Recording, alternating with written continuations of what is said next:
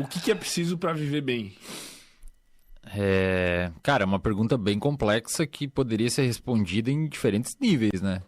Eu vou falar do meu recorte de estudo, que é o recorte da psicologia, da neurociência e do comportamento, que permite aí a gente tentar construir algum tipo de ideia sobre viver bem. Acho que a primeira coisa que a gente deveria se preocupar quando for responder uma pergunta dessas é o que significa viver bem. E para entender o que significa viver bem, nós teríamos que ter... Eu vou complicar bastante a resposta, tá? Tá, vamos Uma abrir coisa... todas as frentes. Exatamente. Porque é uma pergunta... Exatamente. Acho que a primeira coisa é entender que uma vida satisfatória, ela está calcada dentro de alguns pressupostos que varia de local para local dentro do planeta.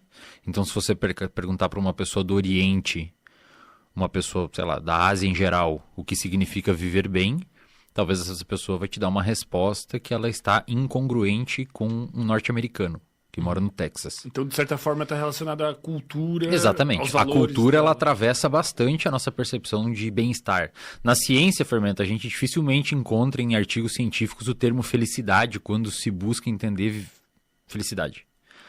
Eles não usam felicidade porque eles querem fugir de um problema epistemológico. O que é felicidade? É difícil responder o que é felicidade. Mas viver bem... Eles usam o termo bem-estar subjetivo. Tá. Que é você falar, tá. Tô bem. Tô bem. Tô bem. Aí eles usam escalas para medir bem-estar subjetivo.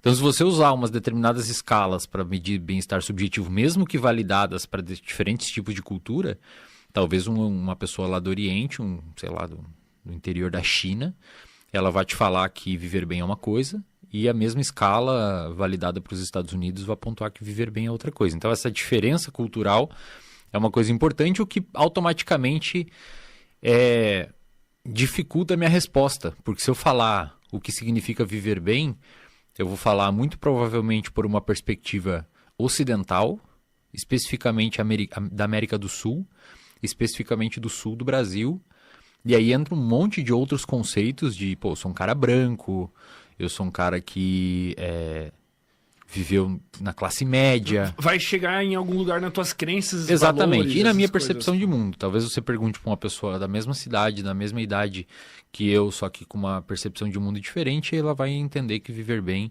tem outros tipos de respostas. Mas, graças às ferramentas que a ciência nos fornece, existem alguns indicativos de viver bem. Esses indicativos, raramente eles estão linkados com uma coisa fixa acerca do que é felicidade ou bem-estar subjetivo. Eu vou usar felicidade aqui, mas é bem-estar subjetivo. Eu vou usar felicidade porque é mais fácil da galera entender. E talvez seria interessante a população, nós e tal, nos preocuparmos em buscar essas coisas para tentar viver bem. Qual que é a primeira coisa? Que é bastante, digamos assim, contundente dentro da literatura, e existe uma concordância bastante grande na literatura científica que estuda bem-estar subjetivo ou felicidade.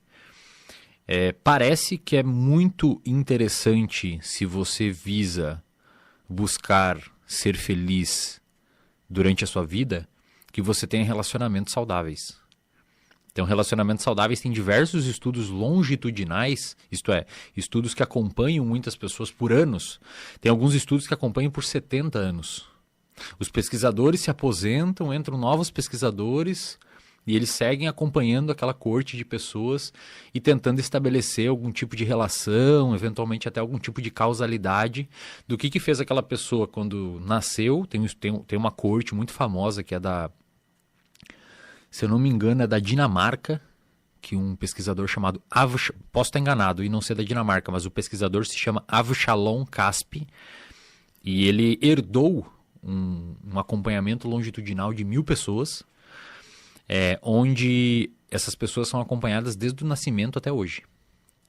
E essas pessoas são acompanhadas, se eu não me engano, desde 1970. Meu Deus.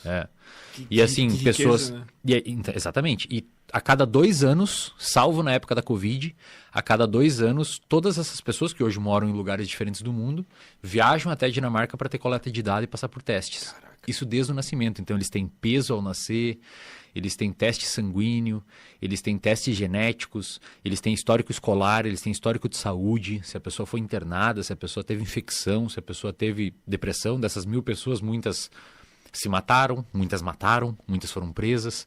E eles tentam estabelecer algumas relações para tentar ver o que fez a pessoa deprimir, o que fez a pessoa, etc. Tem uns dados bem legais que depois, se tu quiser anotar aí pra gente voltar nesses dados, eventualmente a gente pode voltar mais pra frente.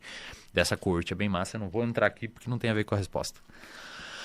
Mas só pra você entender que tem pessoas que acompanham uma galera durante a vida e tem alguns estudos, por exemplo, de Harvard, mostrando, até tem um estudo bem famoso lá de Harvard, que é o estudo longitudinal de Harvard, mostrando que pessoas ao longo da vida que relatam maior bem-estar subjetivo, todas elas relatam também que tinham bons relacionamentos.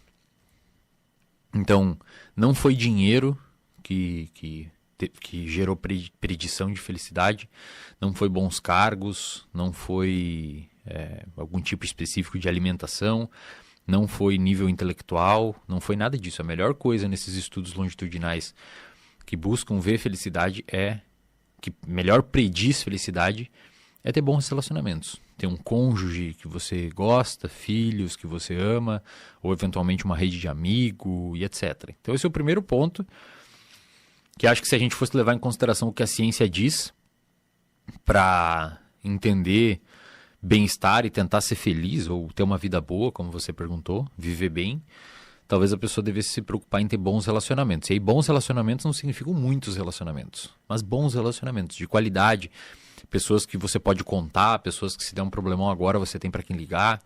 Isso são bons relacionamentos.